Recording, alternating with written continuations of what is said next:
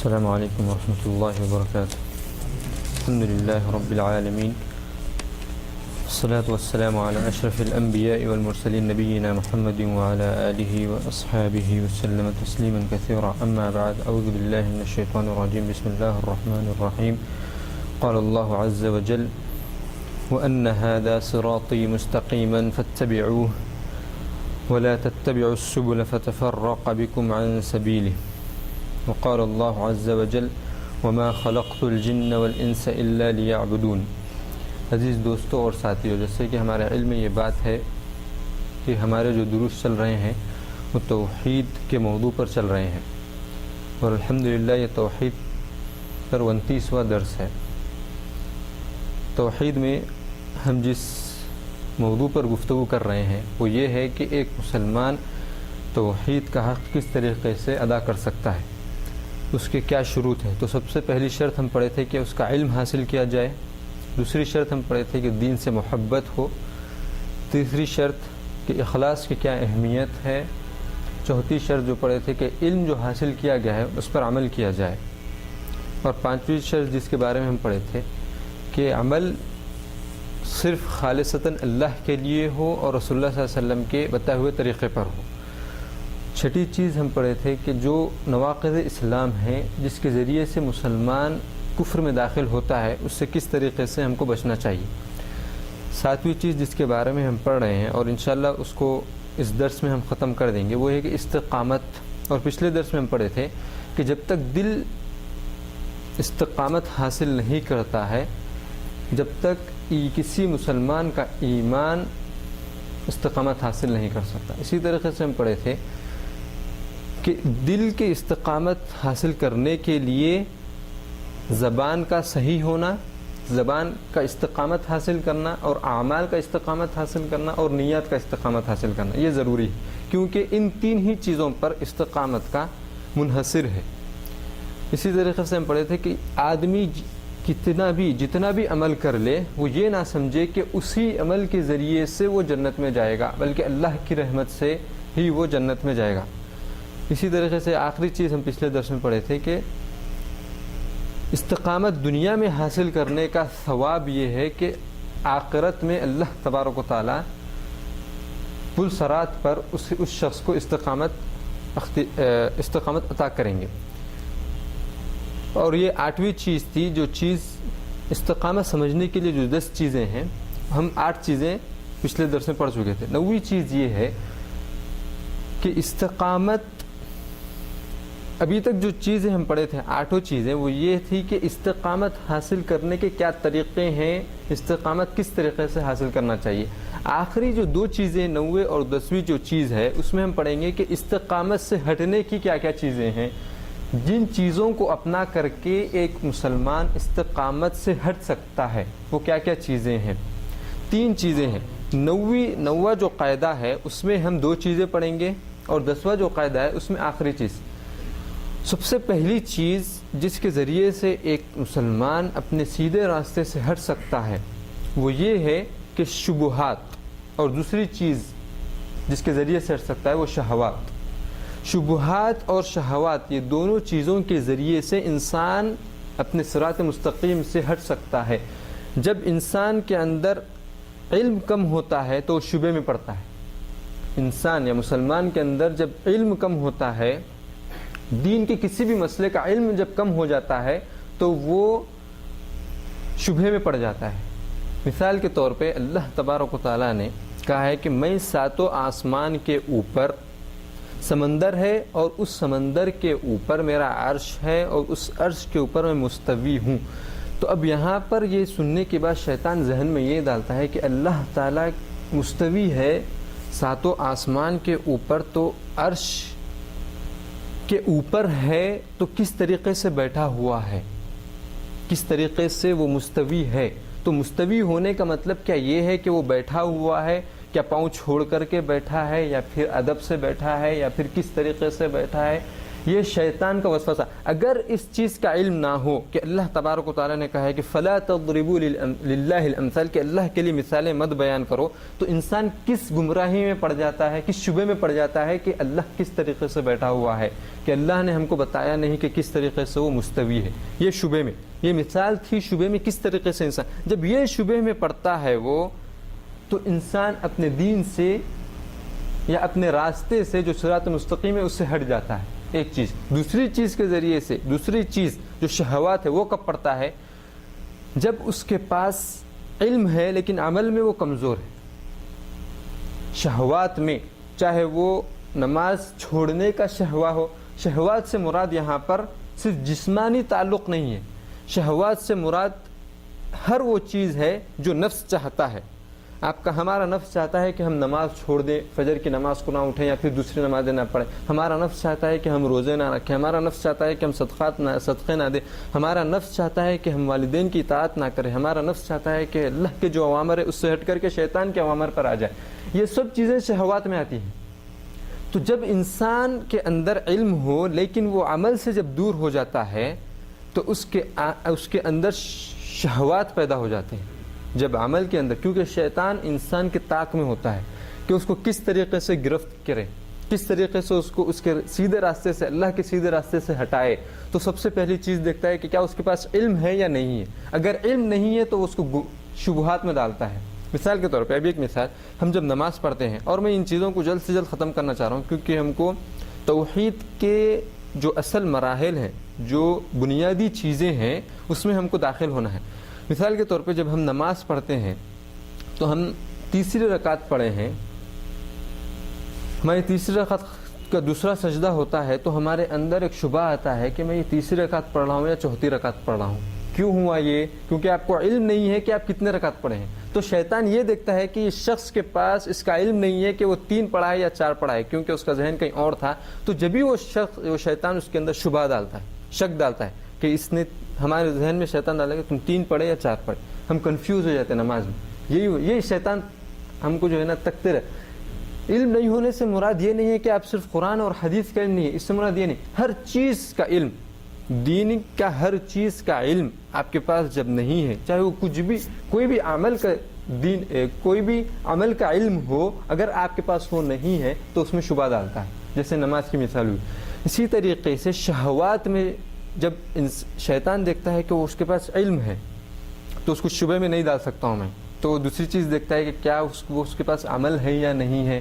جب اس کے پاس عمل نہیں ہوتا ہے، مثال کے طور پر اس کو معلوم ہے کہ فجر کی نماز مجھے جماعت کے ساتھ پڑھنا ہے لیکن وہ کاہلی برت رہا ہے، تو اب شیطان اس کو دیکھ لیتا ہے کہ اس کے پاس علم ہے، تو علم میں اس کو شبہ نہیں ڈال سکتا، تو سیدھا وہ عمل کی طرف دیکھتا ہے. وہ فجر کی نماز نہیں پڑھ رہا ہے تو اس کے پاس شہوات لاتا ہے.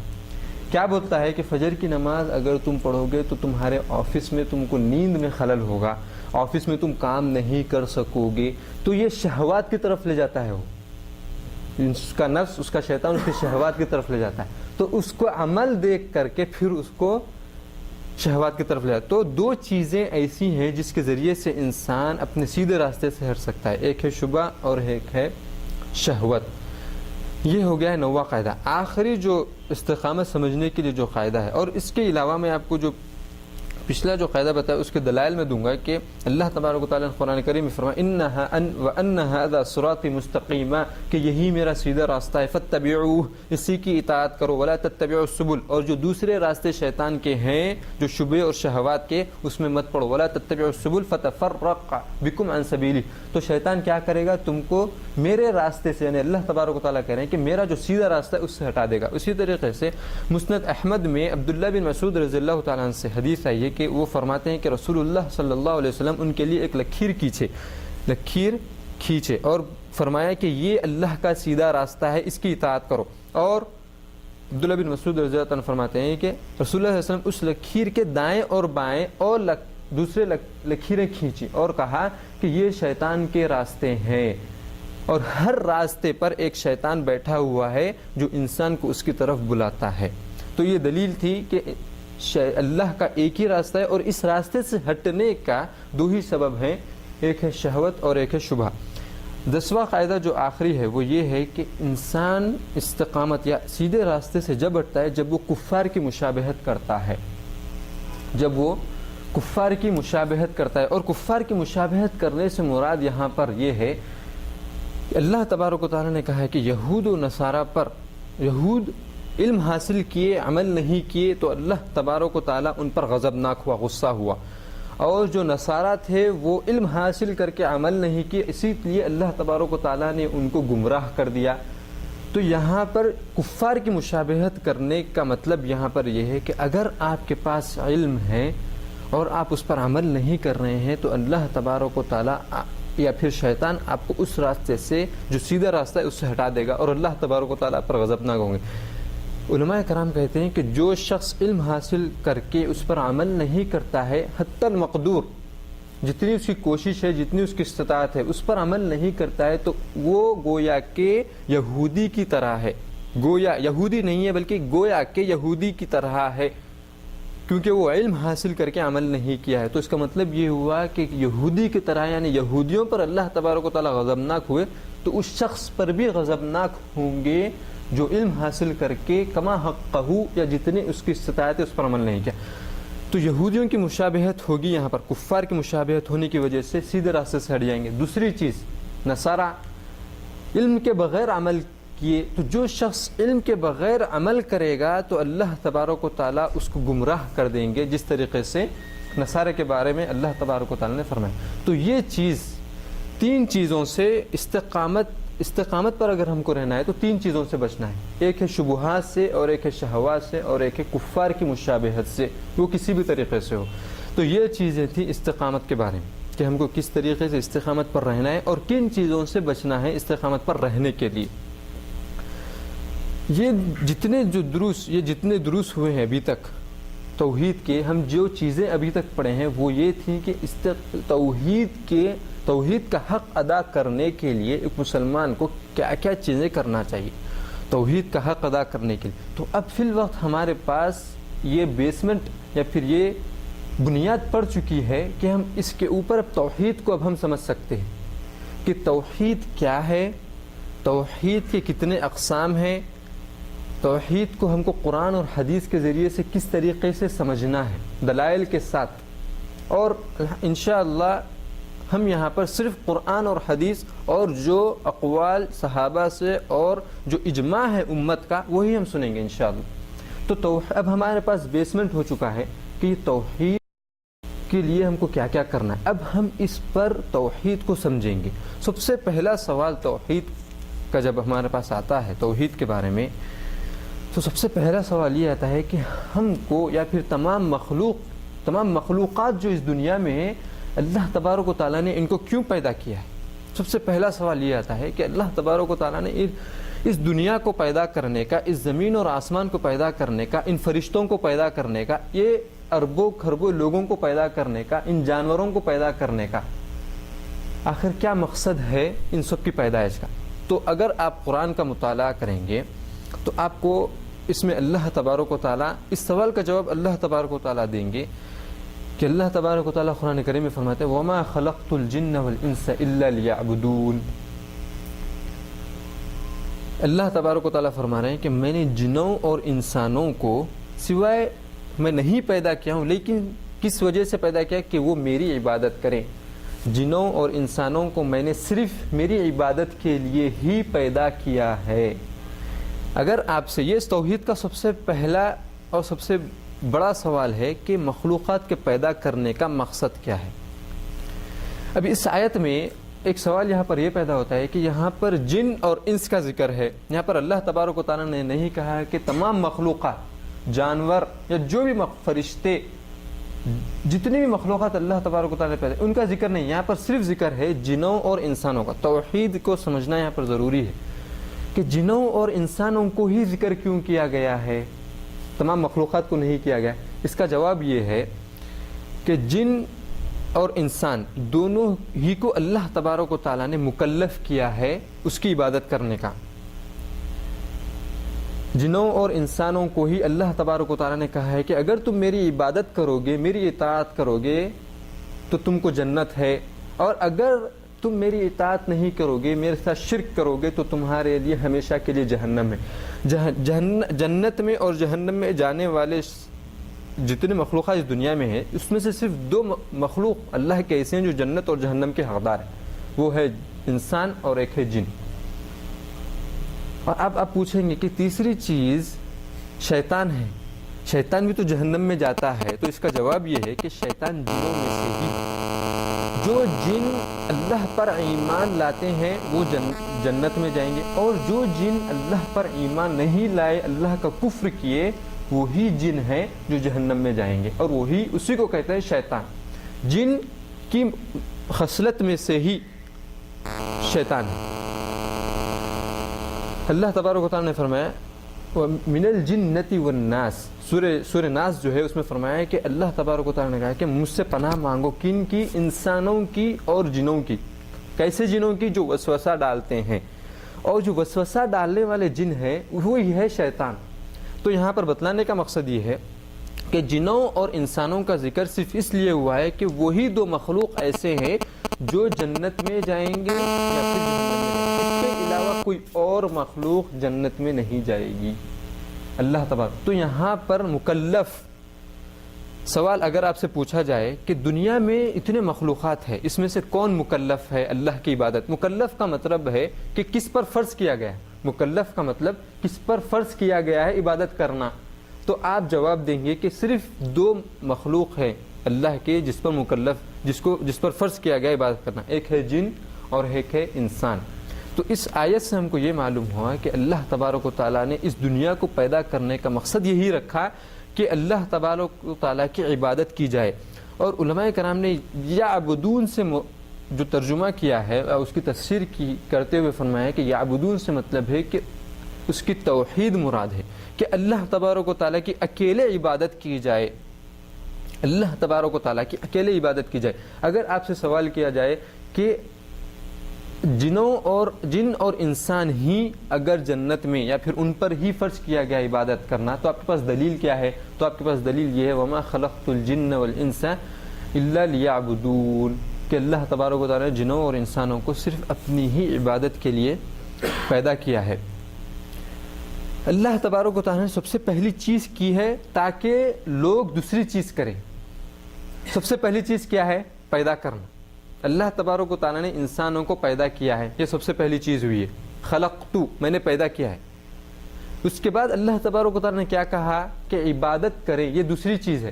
یہاں پر اللہ تبارک و تعالیٰ نے بغیر پیدا کر کے یہ نہیں کہا کہ تم عبادت کرو، پہلے اللہ تبارک و تعالیٰ نے سب سے پہلی چیز کی ہے کہ پیدا کیا ہے، پھر اس کے بعد دوسری چیز مکلف بنایا ہے کہ عبادت کرو میری اکیلے کی، توحید کے ساتھ میری عبادت کرو۔ اس آیت میں خلقت ہے، پیدائش ہے، اور اس کے بعد مقصد بیان کیا گیا ہے پیدا کرنے کا کہ میری ہے عبادت کی جائے۔ اس آیت کے بعد وما خلقت الجن والانس الا لیعبدون، اس آیت کے بعد اللہ تبارک و تعالیٰ فرماتے ہیں ما اريد منهم من رزق وما اريد منهم ان يطعمون۔ اس آیت کو کیوں لایا ہے اللہ تبارک و تعالیٰ نے اس آیت کے بعد، اس کو سمجھنا ضروری ہے، اور اس کا ترجمہ یہ ہے کہ اللہ تبارک و تعالیٰ ان مخلوقات سے یہ نہیں چاہتے کہ وہ اللہ کو کھلائیں، رزق نہیں چاہتے اللہ تبارک و تعالیٰ کہ یہ مخلوق اللہ کو رزق لا کر کے دے، دنیا میں جو خزانے ہیں وہ لا کر کے دیں، وہ نہیں چاہتے اللہ تبارک و تعالیٰ، نہ یہ چاہتے ہیں کہ کوئی لا کر کے اللہ تبارک و تعالیٰ کو کھلائے۔ تو اس چیز کا بیان اللہ تبارک و تعالیٰ اس آیت کو کیوں بیان کیے ہیں، یہاں پر یہ سوال آتا ہے کہ عبادت کرنا تو سمجھ میں آتی ہے، لیکن اس چیز کو کیوں ذکر کیا گیا ہے؟ یہ بتلانے کے لیے کہ اللہ تبارک و تعالیٰ بتلانا چاہتے ہیں کہ کوئی انسان یہ نہ سوچے کہ اللہ تبارک و تعالیٰ انسانوں کو اس لیے پیدا کیا ہے کہ وہ رزق لے جا کر کے اللہ کو دے۔ کیوں؟ کیونکہ اللہ تبارک و تعالیٰ بتلانا چاہتے ہیں کہ میں بے نیاز ہوں ہر ایک سے، میں غنی ہوں ہر ایک سے، مجھے کسی کی ضرورت نہیں ہے، یہ بتلانا چاہتے ہیں۔ اور اس کے بعد جو آیت ہے اس میں اللہ تبارک و تعالیٰ فرماتے ہیں، اور اللہ تبارک و تعالیٰ نے وعدہ کیا ہے کہ اللہ تبارک و تعالیٰ ہم کو رزق دیں گے۔ اللہ تعالیٰ فرماتے ہیں ان اللہ هو الرزاق ذو القوة المتین، کہ بے شک اللہ تبارک و تعالیٰ ہی رزاق ہے، رزق کو عطا کرنے والے ہیں، اور وہی سب سے زیادہ قوت والے ہیں، سب سے زیادہ قوت والے ہیں، اور وہی رزق کو عطا کرنے والے ہیں۔ یہاں پر رزق کا جو ذکر کیا گیا ہے عبادت کے ساتھ، اور ایک وجہ یہ بھی ہے کہ اللہ تبارک و تعالیٰ کہنا چاہتے ہیں کہ تم کو رزق دینے کا وعدہ میرا ہے، تم رزق سے گھبرانے کی ضرورت نہیں ہے، تم کو رزق حاصل کرنے سے ڈرنے کی ضرورت نہیں ہے، میں تم کو رزق عطا کروں گا، شرط یہ ہے کہ تم عبادت کرو میری۔ لیکن آج ہم کیا کرتے ہیں، اگر دنیا پہ یا پھر ہمارے معاشرے پہ آزو بازو اگر ہم نظر ڈالتے ہیں تو ہم کس چیز کو دیکھتے ہیں؟ ہمارے نفس میں اور ہمارے اطراف میں جو لوگ رہتے ہیں، ہم کس چیز کو دیکھتے ہیں کہ وہ لوگ مال کمانے کی یا رزق کمانے کی وجہ سے یا رزق کمانے کی لالچ میں اللہ کی عبادت کو ٹھکرا دیتے ہیں۔ اور کتنے وقت ایسا ہوتا ہے کہ ہم خود رزق کی تلاش میں نکلتے ہیں اور نمازوں کی پابندی نہیں ہوتی ہے، اللہ کے احکام کی پابندی نہیں ہوتی ہے، اذکار کی پابندی نہیں ہوتی ہے، صبح و شام کے اذکار ہم میں سے ہم کو سوال اپنے سے کرنا ہے کہ ہم صبح و شام کے اذکار ہم میں سے کتنے لوگ پڑھتے ہیں؟ یاد نہیں ہے تو نہیں ہے، دیکھ کر کے صبح و شام کے اذکار کتنے لوگ پڑھتے ہیں؟ یہ بھی عبادت میں سے ہے۔ تو رزق حاصل کرنے کے چکر میں یا اس کی طلب میں ہم عبادت کو نظر انداز کر دیتے ہیں، جبکہ اللہ تبارک و تعالیٰ نے وعدہ کیا ہے کہ میں رزق تم کو دوں گا، تم کو رزق کے بارے میں گھبرانے کی ضرورت نہیں ہے، میں تم کو رزق دوں گا، شرط یہ ہے، تم پر فرض یہ ہے کہ تم میری عبادت کرو۔ یہ الگ چیز ہے کہ آپ کو محنت کرنا ہے، لیکن یہاں پر بتلانے کا مقصد یہ ہے کہ عبادت کو چھوڑنا رزق کے لیے یہ گناہ ہے، رزق کو حاصل کرنے کے لیے عبادت کو چھوڑ دینا یہ ہے گناہ، کیونکہ ہم نے پہلی اللہ تبارک و تعالیٰ نے جو ہم پر فرض کیا تھا اور جو اللہ تبارک و تعالیٰ نے اپنے پر فرض کیا تھا وہ ہم نے اپنے پر فرض کر لیا ہے، اور اللہ نے جو ہم پر فرض کیا تھا وہ چھوڑ دیا ہے۔ کیا چیز؟ کہ اللہ تبارک و تعالیٰ نے ہم پر فرض کیا عبادت کرنا، اور اللہ تبارک و تعالیٰ نے اپنے پر فرض کیا، اللہ نے اپنے اوپر فرض کر لیا کہ میں تم کو رزق دوں گا۔ لیکن ہم کیا سمجھ گئے؟ الٹا سمجھ گئے، اور شیطان کے بہکاوے میں آ کر کے ہم نے کیا کر لیا کہ اللہ کی جو فرض کردہ چیز رزق وہ ہم نے اپنے پر فرض کر لیا۔ ہم نے سمجھ لیا کہ اگر میں کام چھوڑ کر کے نماز کو جاؤں گا تو میرا رزق رک جائے گا، وہ انٹرویو اگر میں نہیں دوں گا تو میرا رزق رک جائے گا، ہم نے یہ سوچ لیا ہے۔ تو بتلانے کا مقصد یہ ہے کہ عبادت کو رزق کے لیے چھوڑنا یہ گویا کہ ایسا ہے کہ اللہ تبارک و تعالیٰ کا جو وعدہ ہے اس پر یقین نہیں رکھنا ہے۔ تو اللہ تبارک و تعالیٰ عبادت کے ساتھ رزق کا ذکر اس لیے کیے ہیں کہ تم رزق کے بارے میں، کیونکہ ہوتا یہ ہے کہ انسان سب سے زیادہ رزق حاصل کرنے کی کوشش کرتا ہے۔ کوشش کرنا غلط نہیں ہے، آپ جتنا مال کمانا چاہتے ہیں، جتنا رزق حاصل کرنا چاہتے ہیں کمائیں، حلال طریقے سے کوئی غلط نہیں ہے، کتنا کمانا چاہتے ہیں آپ کمائیں، لیکن عبادت چھوڑ کر کے رزق کو کمانا یہ غلط ہے۔ تو اللہ تبارک و تعالیٰ فرماتے ہیں کہ وما خلقت الجن والانس الا لیعبدون، کہ میں جنوں اور انسانوں کو صرف اپنی عبادت کے لیے پیدا کیا ہوں۔ تو سوال کا جواب یہاں پر یہ ہے، آپ کو صرف یہ درس میں یہ سمجھنا ہے کہ انسان کی مخلوقات کے پیدا کرنے کی وجہ کیا ہے؟ عبادت کرنا۔ اور کون سے مخلوقات ہیں جس پر فرض کیا گیا ہے عبادت کرنا؟ وہ ہے دو، جن اور انس۔ اب یہاں پر تیسرا سوال آتا ہے، انبیاء اور رسول جتنے بھی آئے ہیں ان کو بھیجنے کا کیا مقصد ہے؟ یہ توحید کے سوالات ہیں، ان کو بھیجنے کا کیا مقصد ہے کہ اللہ تبارک و تعالیٰ نے انبیاء اور رسول کو کیوں بھیجا ہے لوگوں کی طرف؟ تو اس کا جواب یہ ہے کہ اللہ تبارک و تعالیٰ نے انبیاء اور رسول کو صرف ایک ہی چیز کے لیے بھیجا ہے، اور وہ یہ ہے کہ توحید کی طرف لوگوں کو بلائے، بتوں کی عبادت سے نکال کر کے اللہ کی عبادت کی طرف بلائے، بندوں کی عبادت کرنے سے نکال کر کے اللہ کے جو بندے ہیں اللہ کی عبادت کی طرف بلائے۔ اور اس کی دلیل یہاں پر یہ ہے کہ اللہ تبارک و تعالیٰ قرآن کریم فرماتے ہیں وَلَقَدْ بَعَثْنَا فِي كُلِّ أُمَّةٍ رَسُولًا أَنِ اعْبُدُوا اللَّهَ وَاجْتَنِبُوا الطَّاغُوتَ، کہ اللہ تبارک و تعالیٰ کسی بھی رسول کو نہیں بھیجے ہیں، وَلَقَدْ بَعَثْنَا فِي كُلِّ أُمَّةٍ، کہ اللہ تبارک و تعالیٰ نے ہر امت میں ایک رسول بھیجا ہے، ہر امت میں ایک رسول بھیجا ہے۔ کس وجہ سے؟ ان اعبدوا اللہ، کہ اللہ ہی کی ایک عبادت کی جائے، واجتنبوا الطاغوت، اور طاغوت سے بچا جائے۔ اور کس سے بچا جائے؟ طاغوت سے بچا جائے۔ تو رسولوں اور انبیاء علیہم السلام کو بھیجنے کا جو مقصد اللہ تبارک و تعالیٰ کا تھا وہ یہ ہے کہ توحید کی طرف بلائے اور شرک سے لوگوں کو بچائے۔ اس آیت میں اللہ تبارک و تعالیٰ فرماتے ہیں کہ ہم نے ہر امت میں ایک رسول بھیجا ہے، ہر امت میں ایک رسول بھیجا ہے۔ رسول اور نبی یہ دو الگ چیزیں ہیں۔ رسول جو ہوتا ہے وہ نئی شریعت لے کر کے آتا ہے، ایک نئی کتاب لے کر کے آتا ہے، ایک نیا طریقہ اللہ کی عبادت کرنے کا لے کر کے آتا ہے، لیکن اس کا جو اصل مقصد ہوتا ہے وہ ایک ہی ہوتا ہے، وہ یہ ہوتا ہے کہ لوگوں کو توحید کی طرف بلائے، لوگوں کو اللہ کی طرف بلائے، اللہ کی ایک کی عبادت کرنے کی طرف بلائے اور کسی کی عبادت نہ کی جائے۔ تو اس آیت میں اللہ تبارک و تعالیٰ فرماتے ہیں کہ ہر امت میں ہم نے رسول کو بھیجا ہے۔ تو رسول جو نئی رسالت لے کر کے آتے ہیں، نئی شریعت لے کر کے آتے ہیں، اور نبی جو پرانے جو رسول گزرے ہیں جو ان کی رسالت ہے اسی کی دعوت دیتے ہیں، کوئی اور شریعت لے کر کے نہیں آتے ہیں۔ تو رسول، ہر نبی رسول نہیں ہوتا ہے، اور لیکن ہر رسول نبی اور رسول دونوں ہوتا ہے۔ ہر نبی رسول نہیں ہوتا ہے لیکن ہر رسول نبی ہوتا ہے، یعنی کہ جو رسول ہے وہ نبی اور رسول دو ہے، لیکن جو نبی ہے وہ رسول نہیں ہوتا ہے، یعنی کہ وہ صرف نبی ہے۔ تم ڈفرینس اس طریقے سے یا پھر ان دونوں میں فرق اس طریقے سے کرنا ہے کہ جو رسول ہوتا ہے، رسول رسالت، یاد رکھنے کے لیے میں کہہ رہا ہوں کہ رسول رسالت یعنی نئی رسالت لے کر کے آنا رسول، اور وہ نبی بھی ہوتا ہے۔ نبی نبوت یعنی کہ جو نبی پہلے گزرے ہیں ان کی شریعت کو لے کر کے چلنا۔ تو اللہ تبارک و تعالیٰ کہہ رہے ہیں کہ رسول کو بھیجنے کا مقصد یہی ہے کہ لوگوں کی طرف اللہ کی عبادت کی طرف بلائے، اور جتنے انبیاء و رسول اس دنیا میں آئے ہیں ان کا یہی مقصد تھا، اور اس کے دلائل یہ ہیں۔ آپ قرآن کریم کو پڑھتے جائیں۔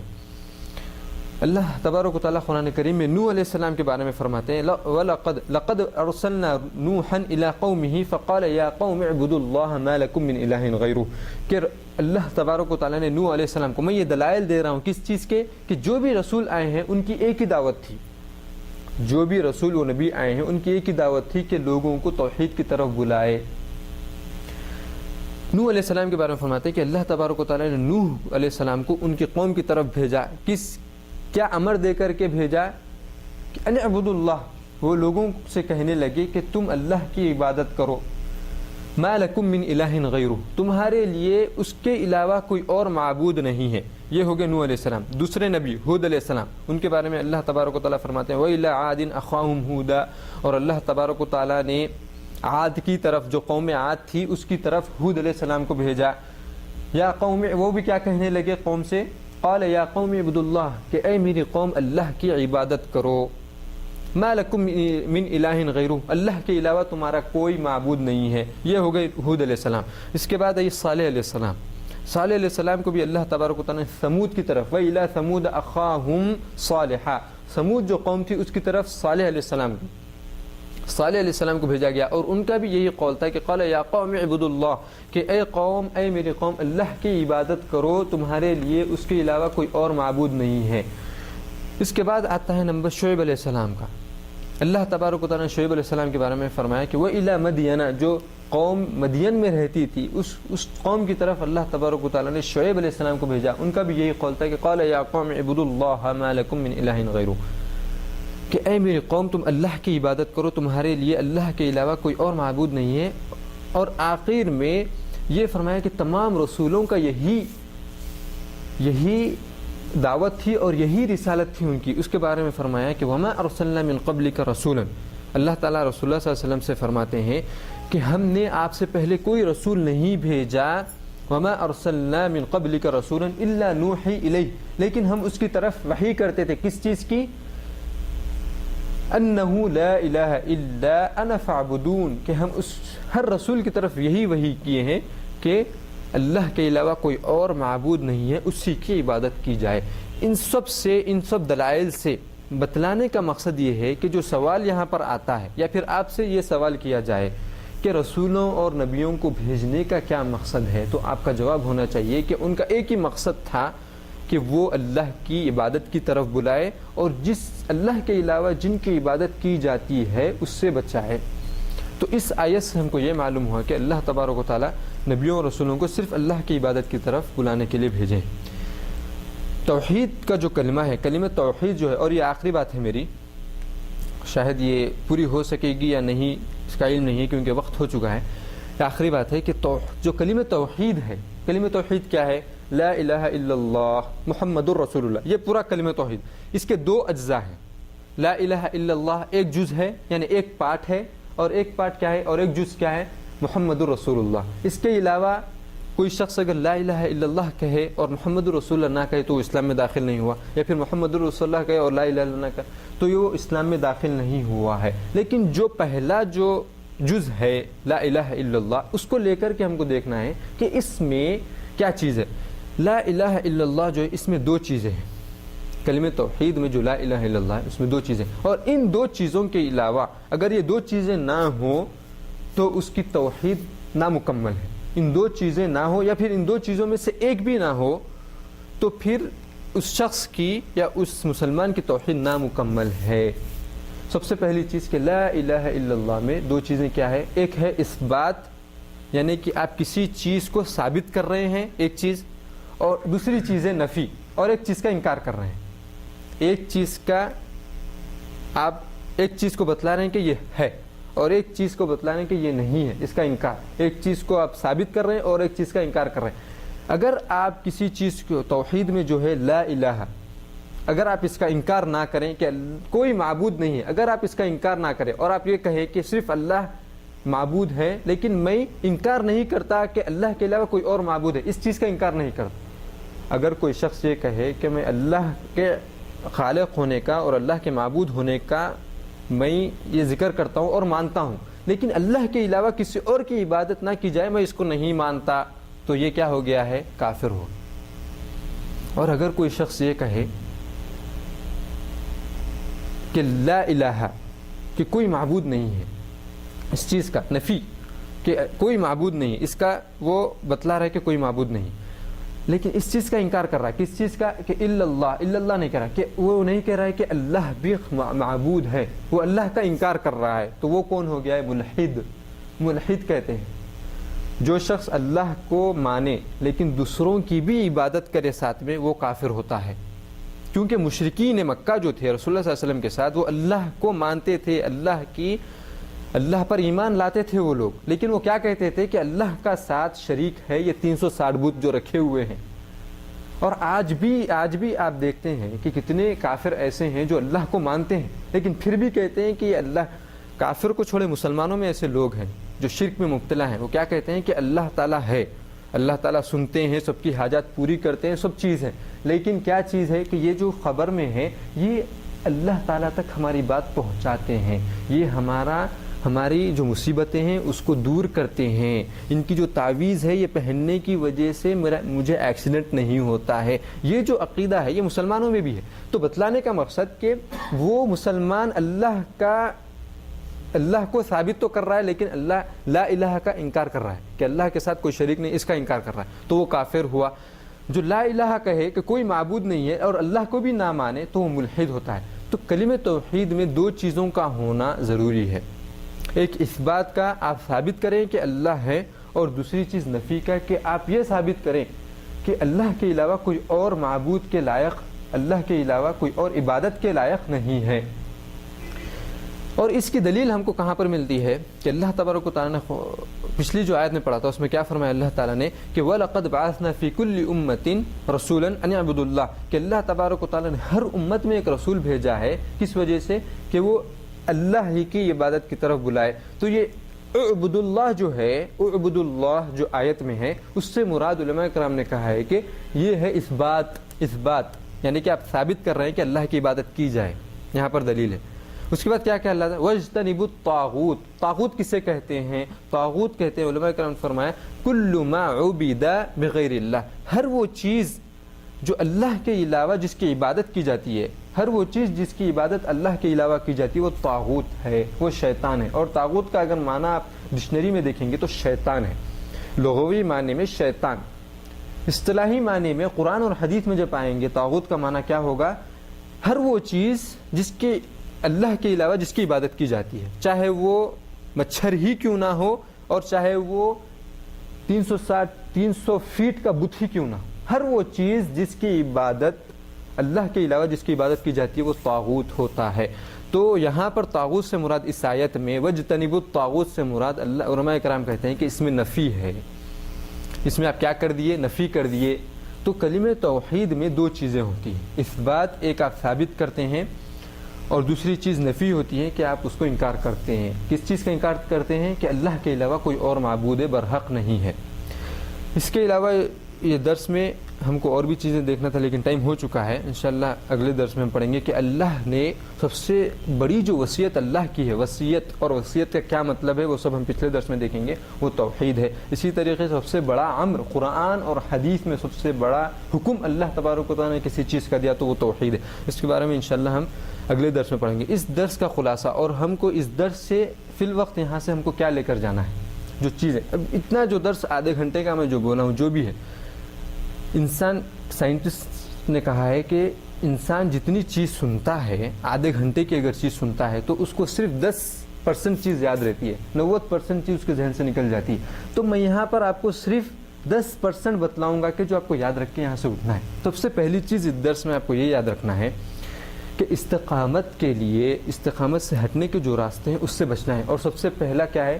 شبہات، دوسرا شہوات، اور تیسرا کفار کی مشابہت۔ سب سے پہلا پوائنٹ جو یاد رکھنا ہے آپ کو۔ دوسرا اس درس سے آپ کو یہ لینا ہے کہ مخلوقات کے پیدا کرنے کا مقصد کیا ہے؟ عبادت۔ تیسری چیز جو لینا ہے آپ کو اس درس سے کہ مکلف جس پر فرض کیا گیا ہے عبادت کرنا، ان تمام مخلوقات میں سے وہ کون ہے؟ صرف دو ہیں، جن اور انس۔ چوتھی چیز جو آپ کو اس درس سے لے کر کے اٹھنا ہے وہ یہ ہے کہ اللہ تبارک و تعالیٰ نے ہم کو عبادت کرنے پر فرض کیا ہے اور اللہ تبارک و تعالیٰ نے اپنے ذمے رزق کا ذمہ اپنے سر لیا ہے۔ چوتھی چیز۔ پانچویں چیز آپ کو اس درس سے یہ لے کے جانا ہے کہ رسولوں کی جو بعثت ہے وہ کس وجہ سے ہوئی ہے، انبیاء اور رسول اس دنیا میں کیوں آئے ہیں؟ تو اس کا جواب یہ ہے کہ اللہ تبارک و تعالیٰ نے ان کو صرف اور صرف اللہ کی عبادت کی طرف بلانے کے لیے بھیجا ہے، اور طاغوت یعنی اللہ کے علاوہ کسی کی بھی جس کی بھی عبادت کی جاتی ہے اس سے بچانے کے لیے۔ تو ان پوائنٹس کو اور ان 5 چیزوں کو لے کر کے ہم کو اس درس سے جانا ہے۔ اسی بات پر میں اپنی بات کو ختم کرتا ہوں، اور اللہ تبارک و تعالیٰ سے دعا ہے کہ اللہ پر جو بھی کہا سنا گیا اس پر ہم کو عمل کرنے کی توفیق عطا فرمائے۔ اللہ پر جو بھی کہا سنا گیا اس پر ہم کو عمل کرنے کی توفیق عطا فرمائیے۔ یا اللہ یہاں پر جو علم ہم حاصل کیے ہیں اس کو ہمارے دلوں میں محفوظ کر دیجیے۔ یا اللہ ہم یہاں پر جو علم حاصل کیے ہیں اس کو ہمارے دلوں میں محفوظ کر دیجیے۔ یا اللہ ہمارے یہاں اٹھنے سے پہلے ہمارے چھوٹے اور بڑے گناہوں کو معاف فرما دیجیے۔ یا اللہ ہم یہاں سے اٹھنے سے پہلے ہمارے چھوٹے اور بڑے گناہوں کو معاف فرما دیجیے۔ یا اللہ یہاں پر جتنے حضرات میں بڑے گناہوں کو معاف فرما دیجیے۔ یا اللہ ان میں سے جو پریشان حال ہیں اللہ ان کی پریشانیوں کو دور کر دیجیے۔ یا اللہ ان میں سے جو مصیبت میں اللہ ان کی مصیبتوں کو دور کر دیجیے۔ یا اللہ ان حضرات میں سے جو بھی قرض دار ہیں اللہ ان کے قرضہ ادا ہونے کا ذریعہ نکال دیجیے۔ یا اللہ ان میں اگر ان لوگوں میں جو بھی پریشانی ہے اللہ ان کی پریشانیوں کو دور کر دیجیے۔ یا اللہ جتنے مسلمان توحید پر ہے اللہ حق پر ہے ان کو مرتے دم تک توحید پر قائم و دائم رکھیے۔ یا اللہ ہم کو مرتے دم تک توحید پر قائم و دائم رکھیے۔ یا اللہ ہم کو مرتے دم تک توحید پر قائم و دائم رکھیے۔ یا اللہ جتنے مسلمان شرک جیسے دلدل میں پھنسے ہوئے ہیں یا اللہ ان کو توحید کی طرف بلائیے۔ یا اللہ ان کو توحید جیسی نور کی طرف آپ ہدایت دیجیے۔ یا اللہ جتنے مسلمانوں کا انتقال ہو چکا ہے ان سب کے گناہوں کو معاف فرما دیجیے۔ یا اللہ ان کی قبروں کو کشادہ کر دیجیے۔ یا اللہ جتنے مسلمان جہاں پر ہی پریشان حال ہے اللہ ان کے پریشانیوں کو دور کر دیجیے۔ یا اللہ جتنے مسلمان جہاں پر ہی پریشان حال ہے اللہ ان کے پریشانیوں کو دور کر دیجیے۔ یا اللہ جو یہ مسلمان گناہوں میں اللہ اس کو ہدایت کی طرف بھیج دیجیے۔ یا اللہ ہم جو بھی علم حاصل کیے ہیں اس پر ہم کو عمل کرنے کی توفیق عطا فرمائیے۔ یا اللہ ہم جو بھی علم حاصل کیے ہیں اس پر ہم کو عمل کرنے کی توفیق عطا فرمائیے۔ ربنا آتنا في الدنيا حسنة وفي الآخرة حسنة وقنا عذاب النار وآخر دعوانا الحمد لله رب العالمين وصلى الله وسلم على نبينا محمد وعلى آله وأصحابه وسلم سبحانك اللهم وبحمدك نشهد أن لا إله إلا نستغفرك ونتوب إليك.